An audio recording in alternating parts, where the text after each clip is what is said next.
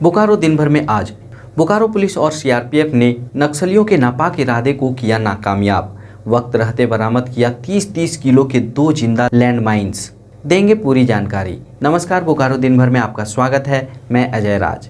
बोकारो की खबरों में कसमार के राज्य खाद्य निगम के गोदाम से अनाज गायब होने के बाद अब जिले के सभी गोदामों की जांच शुरू।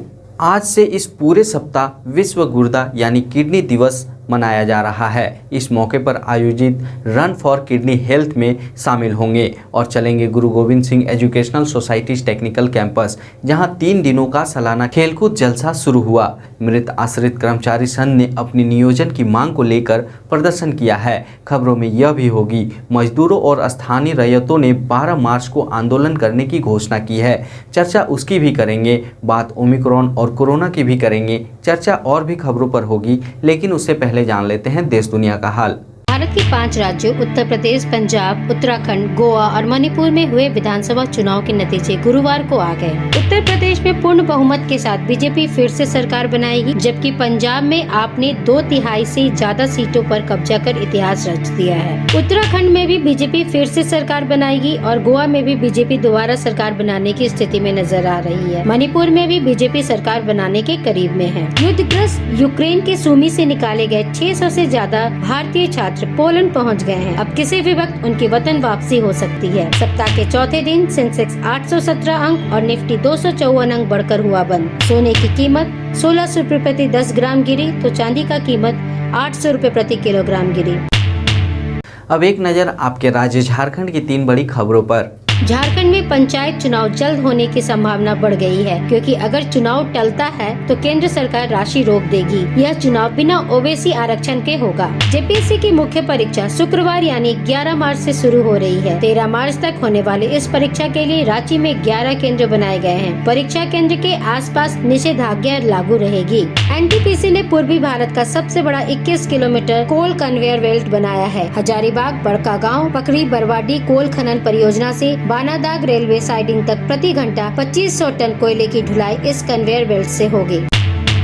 तो यह थी देश दुनिया और झारखंड की खबरें। अब नजर डालते हैं बोकारो के 9 प्रखंडों में से कुछ प्रखंडों की खबरों पर, जो आज सुर्खियों में बनी रही।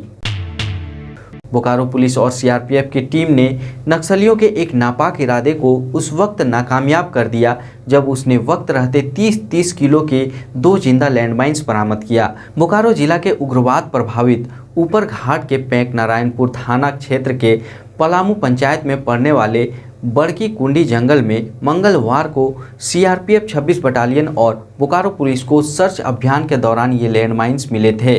बोकारो एसपी चंदन कुमार झा को गुप्त सूचना मिली थी, जिसके बाद सर्च अभियान चलाया गया। एसपी चंदन कुमार झा ने बताया कि बम निरोधक दस्ते ने दोनों लैंडमाइंस को डिफ्यूज कर दिया है। ये पेक थाना क्षेत्र की जानकारी है, जिसमें कि हम लोग को सूचना मिली थी कुछ बम रखे होने की। उसको लेकर सीआरपीएफ और जिला पुलिस की टीम गई है और जो एसओपी है उसका पालन करते हुए उस पर कार्रवाई की जा रही है। बाकी जब एक बार कार्रवाई कंप्लीट हो जाएगी तब हम लोग और विस्तृत में बता पाएंगे। कसमार के राज्य खाद्य निगम के गोदाम से 2245 क्विंटल अनाज गायब होने के बाद उपायुक्त कुलदीप चौधरी ने जिले के सभी गोदामों की जांच के निर्देश दे दिए हैं। उसी सिलसिले में बुधवार को 4 अनुमंडल पदाधिकारी दिलीप प्रताप सिंह शेखावत ने आवासीय दंडाधिकारी मनीषा वत्स्य और जिला आपूर्ति पदाधिकारी प्रकाश कुमार के साथ चंदन क्यारी प्रखंड के राज्य खाद्य निगम गोदाम की जाँच शुरू की है। आज यहाँ पे हमने चंदन क्यारी प्रखंड में हमारा जो गोदाम है ब्लॉक का, उसका निरीक्षण करना उपायुक्त महोदय के निर्देश पे एक 3 सदस्यीय जांच दल बना। उसके अंदर मैं अनुमंडल पदाधिकारी चास, मनीषा वत्स सिटी मजिस्ट्रेट और हमारे प्रकाश कुमार जो डिस्ट्रिक्ट कोऑपरेटिव ऑफिसर और डिस्ट्रिक्ट सप्लाई ऑफिसर, हम तीनों ने प्लान किया और चंदन क्यारी प्रखंड में हम लोगों ने ये स्टॉक का मिलान कर रहे हैं। अभी ये प्रक्रिया जारी है, अभी वो जारी है प्रक्रिया, वो आपको कल हम लोग अलग से शेयर कर देंगे। अभी वो काउंटिंग जारी है। खबरों में आगे बढ़ने से पहले बात बोकारो में कोरोना के रफ्तार की। बुधवार रात आई सरकारी आंकड़ों के अनुसार मंगलवार और बुधवार के बीच 24 घंटों में बोकारो जिले में 2 नए कोरोना संक्रमित पाए गए और बुधवार को एक्टिव कोरोना मामलों की संख्या 14 रही। उस दिन 3 लोगों ने कोरोना को मात भी दिया। आज यानी 10 मार्च को विश्व गुर्दा या किडनी सप्ताह दिवस के मौके पर बोकारो स्टील सिटी के पत्थरगट्टा चौक से गांधी चौक तक रन फॉर किडनी हेल्थ का आयोजन किया गया। इस रन का मकसद किडनी को स्वस्थ रखने के तरीके के बारे में लोगों को जागरूक करना था। आपको बता दें कि क्रोनिक किडनी रोग या CKD हानिकारक है और दुनिया भर में 10 में से 1 व्यक्ति को होता है और अगर इसका सही समय पर इलाज न हो तो ये घातक हो सकता है। ईश्वर रजक BGH में जो DM है किडनी के हेड हैं नेफ्रो के, उन्होंने काफ़ी मदद की, गाइड किया और आज हम आपके सामने हैं। 2022 में भी मैं सही सलामत और सही तो हूँ, लेकिन दिक्कत यह है कि आम लोगों में इसकी जागरूकता नहीं है। जागरूकता को बढ़ाना है, उसके लिए हम लोगों ने एक save life group NGO start किया है और आने वाले दिनों में डॉक्टर साहब की मदद से हम लोग गांव-गांव जाकर इस जागरूकता को बढ़ाने का प्रयास करेंगे। नारायण यादव, मेरा ट्रांसप्लांट 2018 से जुलाई में हुआ था। मैं अभी ठीक हूँ और मैं डॉक्टर रजक से सलाह और इनके अंडर में मैं बहुत ही अभी हर मंथ मतलब टेस्ट और ये जांच कराते रहता हूँ। और जो सब आदमी किडनी रोग से ग्रसित है तो सब अपना इलाज कराते रहे। प्लांट उनके मार्गदर्शन में हमने ट्रांसप्लांट कराया, उसके बाद से हम काफ़ी स्वस्थ हैं, कोई समस्या नहीं है। जीवन के सभी सुख चैन जो है हमें प्राप्त हैं। हम 2020 दिसंबर 2020 में मेरा किडनी ट्रांसप्लांट अपोलो इंद्रप्रस्थ में हुआ था। अभी मैं बिल्कुल स्वस्थ हूँ और डॉक्टर मुक्तेश्वर रजक साहब को बहुत हेल्प किए, बहुत गाइड किए, अभी भी उनके देख रेख में हैं। गुरु Govind Singh educational societies technical campus में गुरुवार को 3 दिवसीय एनुअल स्पोर्ट्स मीट 2022 शुरू हुआ। इस 3 दिनों के खेलों के सालाना जलसे में स्टूडेंट्स कई खेलों जैसे cricket, basketball, volleyball, table tennis, badminton, athletics में अपना दमखम दिखाया। उद्घाटन समारोह में मुख्य अतिथि Bokaro district sports officer Marcus Hembram ने स्टूडेंट्स को खेलों में हिस्सा लेने के लिए प्रेरित किया। इस मौके पर संस्था के डायरेक्टर डॉक्टर प्रियदर्शी जरूहार और अन्य मौजूद थे।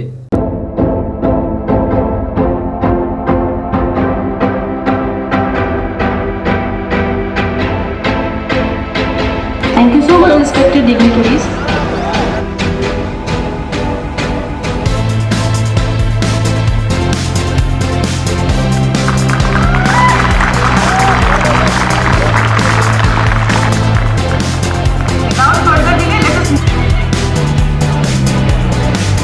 Providing the fire light through Neetu.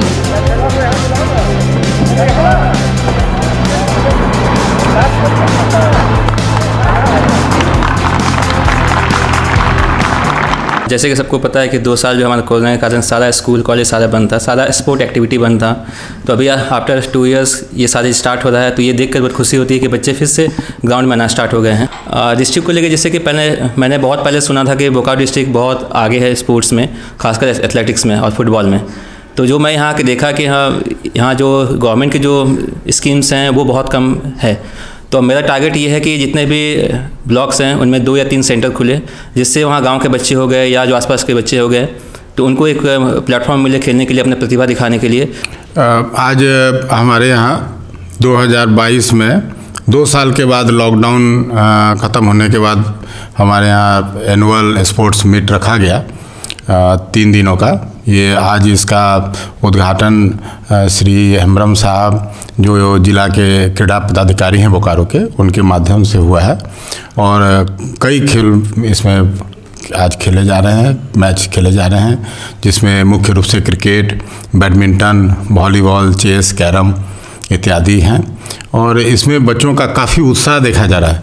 और बच्चे पढ़ाई तो कर ही रहे थे हमारे छात्र ऑनलाइन, लेकिन कहीं ना कहीं खेल की कमी उनमें हो रही थी, जिससे वो काफ़ी उत्साहित हैं। NSS की जो हमारी एक टुकड़ी ने भी आज अपना परेड का रियाज़ किया है। सर, यहाँ जो बच्चे खेल रहे हैं कौन कौन से गेम खेलेंगे आज? आज उनका जो गेम है उसके अंदर वॉलीबॉल है, फुटबॉल है, क्रिकेट है, बैडमिंटन है और चेस है, इंडोर गेम्स हैं कई, टेबल टेनिस है।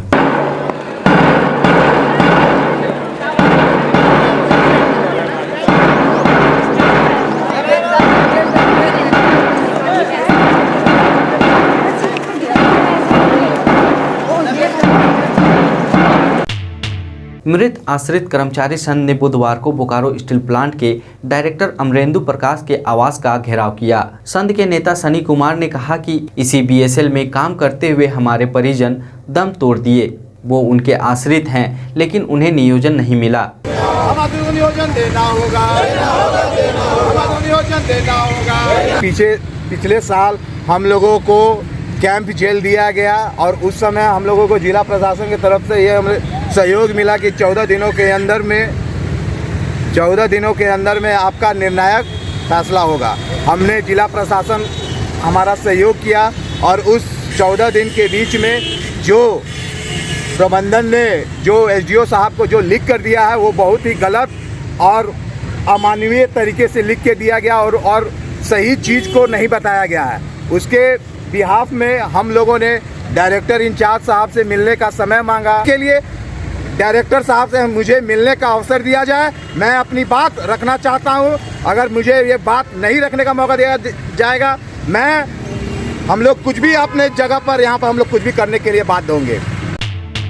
Bokaro steel contractor workers union AITUC ने बुधवार को बोकारो जनरल अस्पताल के डायरेक्टर कार्यालय के सामने प्रदर्शन किया गया और अपनी 10 सूत्री मांग पर पत्र प्रबंधन को दिया। आदिवासी सेंगल अभियान के राष्ट्रीय अध्यक्ष सह पूर्व सांसद सालखन मुर्मू ने कहा कि सरना कोड और संथाली राजभाषा समेत 10 सूत्री मांगों को लेकर आदिवासी सेंगल अभियान 30 अप्रैल को दिल्ली में आंदोलन करेगा। इस आंदोलन में 5 राज्यों के आदिवासी समुदाय भाग लेंगे। मुर्मू ने आरोप लगाया कि हेमंत सोरेन 1932 के खतियान और सरना कोड को लागू करने का आश्वासन दिया था, लेकिन ठीक उसके उल्टा किया है। झारखंड सरकार का मामला नहीं है, ये भारत सरकार को तय करना है, क्योंकि ये विषय जो है भारत के गृह मंत्रालय के अधीन रजिस्ट्रार जनरल ऑफ सेंसस का काम है। तो हम लोग पूरे देश में इसीलिए सब आदिवासी मिलकर जो प्रकृति पूजक हैं, मूर्ति पूजक नहीं है, एक बड़ा आंदोलन, निर्णायक आंदोलन 30 जून सरना धर्म कोड रैली के लिए दिल्ली चलो।